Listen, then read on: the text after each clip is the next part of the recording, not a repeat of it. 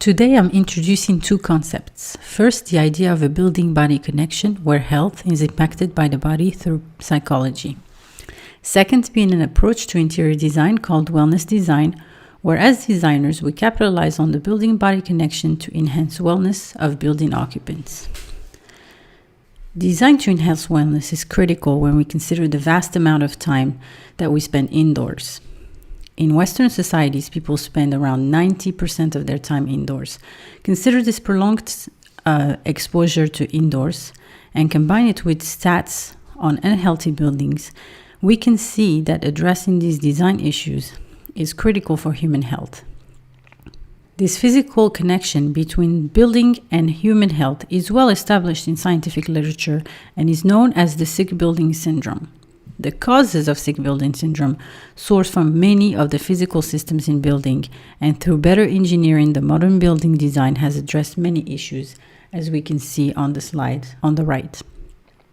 For example, quality of air, light, and temperature all have been thoroughly looked at in architecture, and many of these concepts have been brought into green design. I believe that we should go further than just address the negative impacts of building on people and look at how we can design buildings that have positive impacts on health and happiness. This is where wellness design comes in. In my thesis, I addressed three major research questions that I will present here. First, I established that indoor environments have both positive and negative impacts on human health and performance. Then I created a conceptual framework on wellness design that drew from case studies from around Paris. I then illustrated this approach through creating the design criteria for a coLearning center in Marrakesh, Morocco. I will present this work here today. First, what is wellness? Wellness is the state of being healthy in body and mind, especially as the result of deliberate effort. We have seen these approaches adopted in many fields, from medicine to business. I suggest here that as designers, we should adopt wellness as well. In interior design, I define wellness design as an intentional design approach to enhance the health, happiness, performance, and personal, as well as professional growth of building occupants. While wellness design may be a novel concept, its practice is not novel. When an occupant of a building has a positive emotional experience, that can lead to an overall better state of mind, and this can have a positive impact on the well-being. To investigate this, I looked at four precedents in Paris. First, the foyer historique at la Gaîté Lyrique. This Belle Époque theater went through a renovation from 2003 to 2011, creating Paris's first digital cultural center. The foyer was spared from renovation and instead restored as a multi-purpose room serving as a cafe and event space.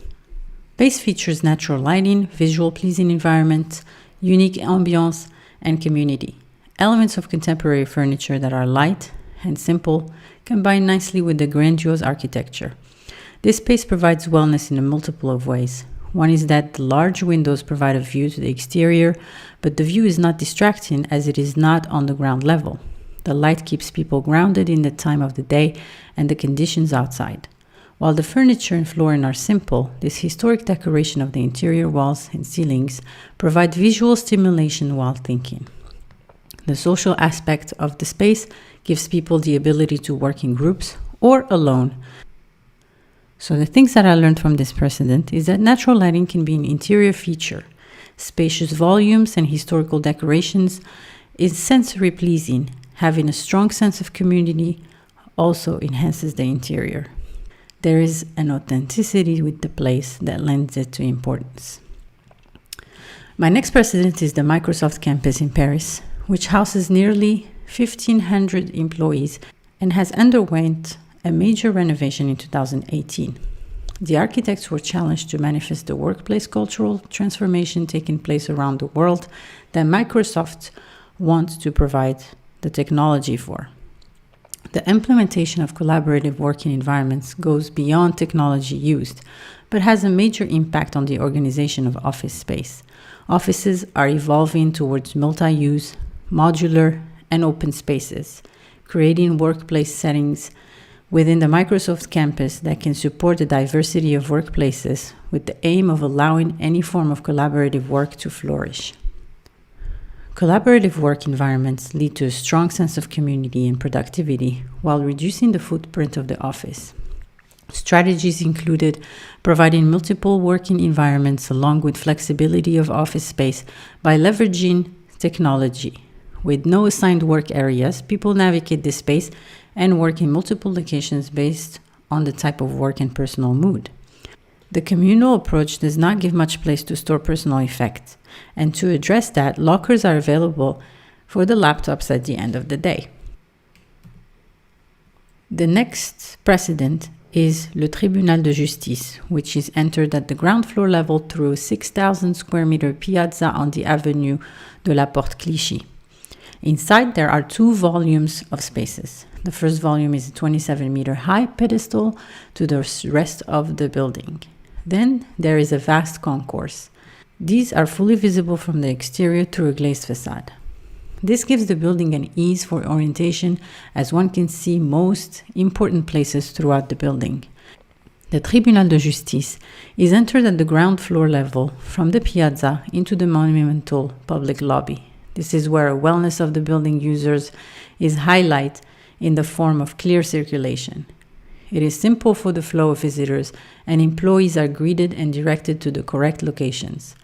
This rectangular space is large but is filled with natural light via skylights and through the glazed facades that looks onto the piazza. Things that I learned here is that ease of circulation, transparency, and view of important places contribute to wellness design.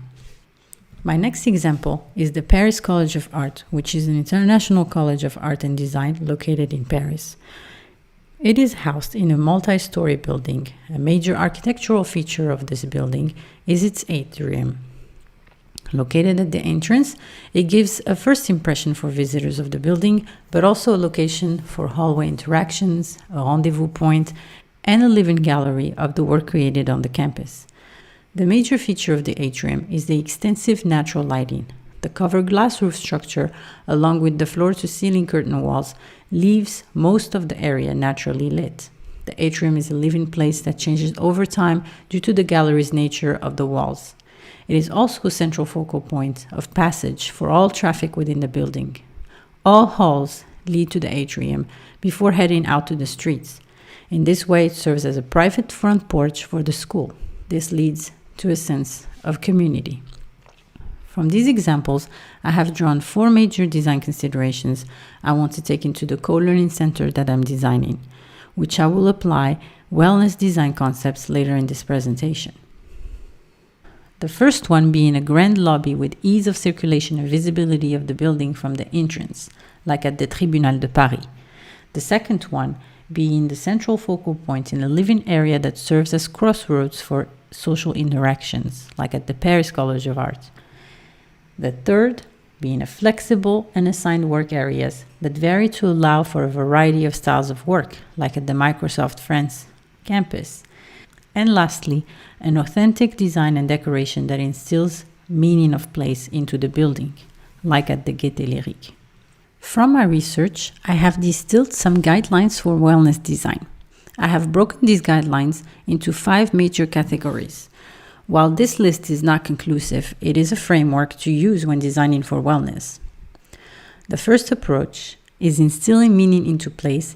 Designs that allow expression of individuality are key to happiness of people. People have a need to express themselves and transform spaces into places. Designs should give them this option. This can be either corporate or individual, with the goal of not having generic places. This can be seen in the atrium of the Paris College of Art, for example, where the atrium also serves as a place to work and display works. It is a living place constantly changing.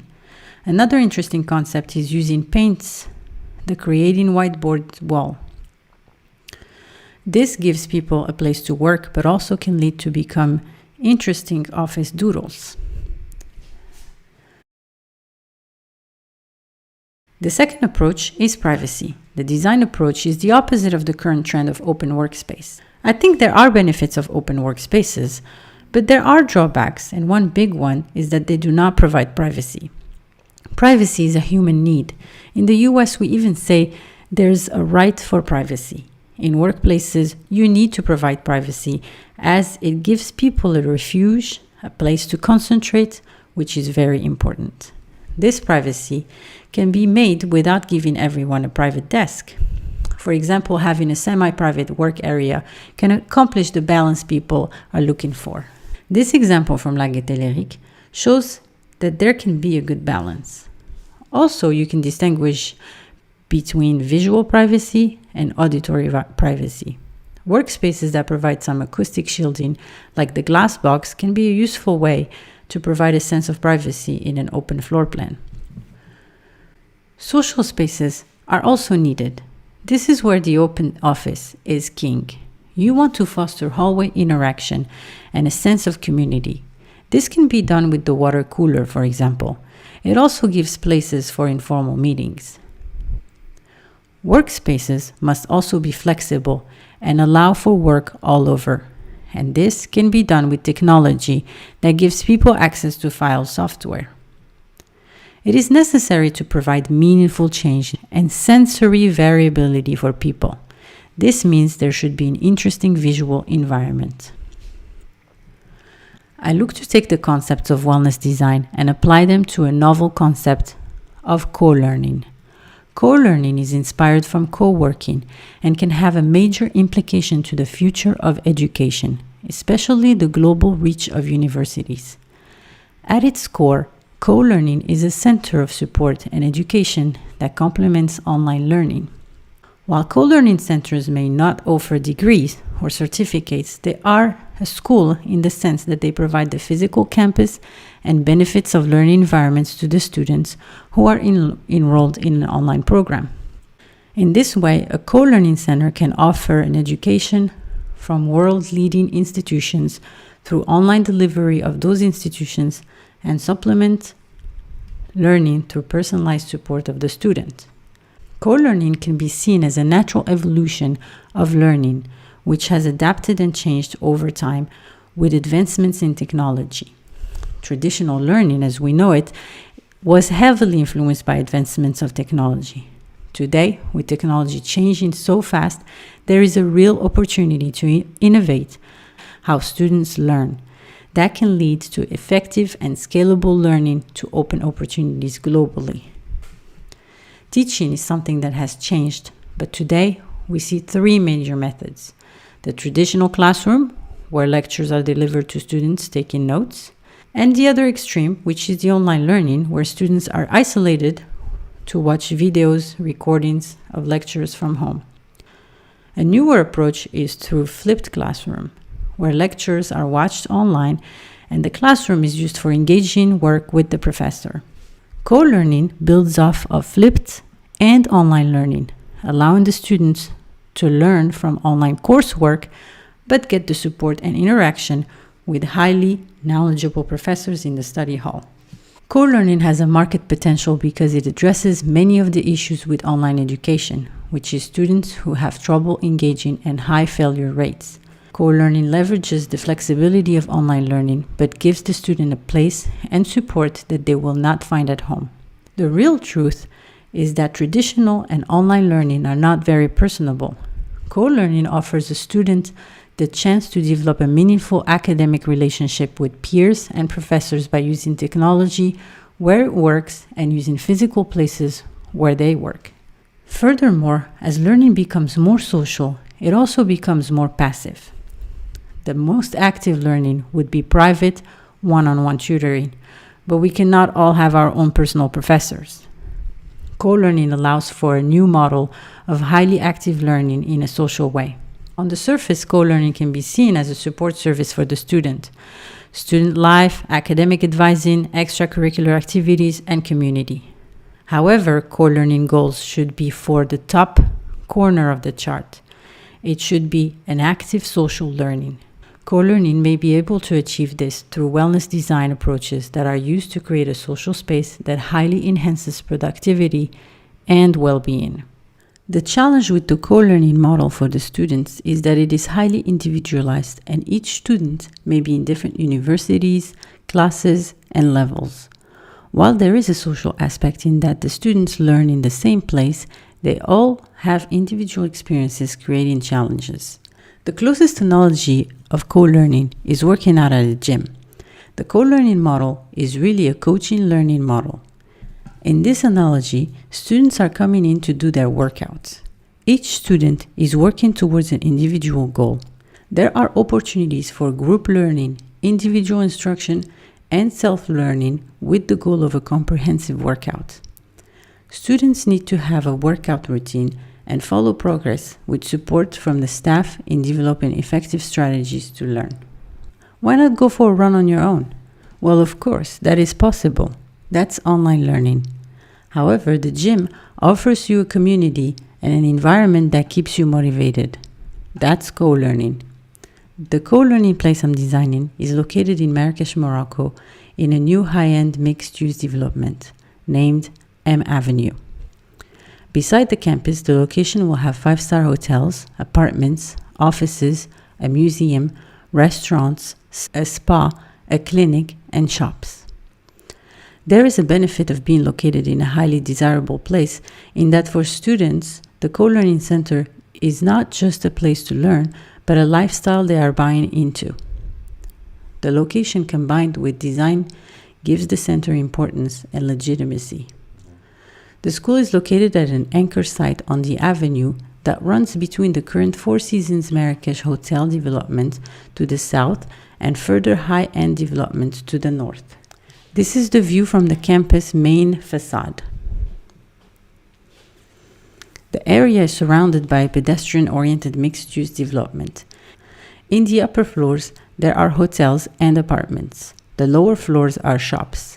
The anchors of the project is the school on one end and an art museum on the other. This is what the structure that houses the co-learning center looks like from the main entrance. On the ground floor, you have mixed-use shops, eateries, and offices. In the upper 3 floors is the co-learning center. The center is connected to the ground floor through a core. The core is a staircase that connects all the floors together. The building can be separated into 3 components horizontally. The left section is a functional area. The programs in this area include an administrative suite, storage for student belongings, and a multi-purpose lecture hall. The center is the core, which houses the main lobby and the staircase for the main circulation. The right is the study area that houses all the areas for students to work. The co-learning center's programs are further divided going vertically from loud or active programs at the bottom floors to very quiet programs on the top level. On the ground floor, the lobby has a prime location surrounded by commercial shops. The entrance to the co-learning center is a lobby area. The lobby area is a focal point for all the visitors of the building. It is the meeting place. It is animated, active, loud, and fun. It also houses the library for the students.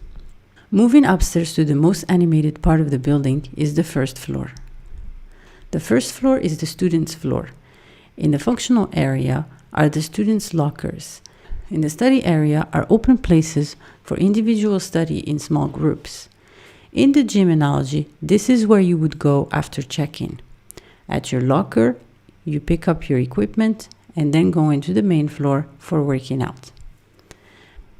Heading to the second floor changes to a more organized way of learning and is where events take place. In the gym analogy, this is where things like group fitness classes take place. This floor houses a major lecture hall and smaller classrooms/conference rooms. This would be a place for organized workshops, team projects, and group learning. Moving to the third floor is reserved for individual learning. It is quiet and where students can get a desk to concentrate. In the functional area, it houses the administrative suite. This is where the advisor and other support staff would be for the center. Students would expect to visit support advisors at least once a semester in the administrative area. In the study area, there are individual desks, and quiet places to work. Finally, the terrace. The top floor serves as an escape for students to hang out and have fun on campus. The core transcends all the zones with a living staircase that houses the study area, a library, meeting places, and serves as a sculptural element for the center. Bridges span the core at each floor, connecting the functional areas with the study areas. The staircase also contains a variety of landings that are oversized and offer additional locations for a chance to meet or even to study. The materials from the outside are dictated by local ordinance that require Marrakesh to have buildings that have hues of red that are created through plaster application over cinder block construction in most cases. This traditional look will be contrasted with a modern minimalist design that is inspired from high-tech equipment. Flooring and ceilings will be stained concrete with walls being painted white. There will be accents of natural materials made of wood juxtaposed with steel and glass.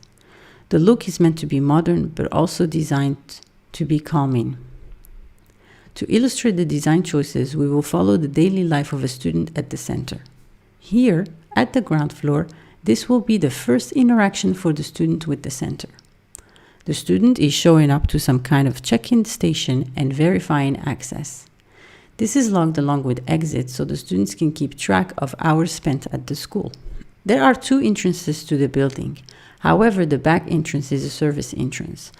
Focusing on the lobby, this is the welcoming of the school for the student. His or her first interaction is here at the reception desk where there will be checking in. One additional benefit is that the student can log entrances and exits to keep track of time spent at the school. The receptionist also serves as the librarian for the school, as the wall behind them is the library. This detail provides both function and form, communicating that this is a place of learning while serving as a resource for the students. Next is looking towards the feature of the lobby. The first aspect to notice is the contrasting wood and concrete. The prominent staircase serves as a sculpture and has an inspiration of local craftsmanship. This local touch balances the modern design. From the lobby, the student can run into people as all traffic in the building is directed here, with ample places to sit and interact, and chances to meet can quickly become a learning opportunity.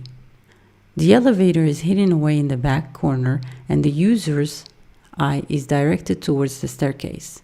This encourages the physical activity of taking the stairs.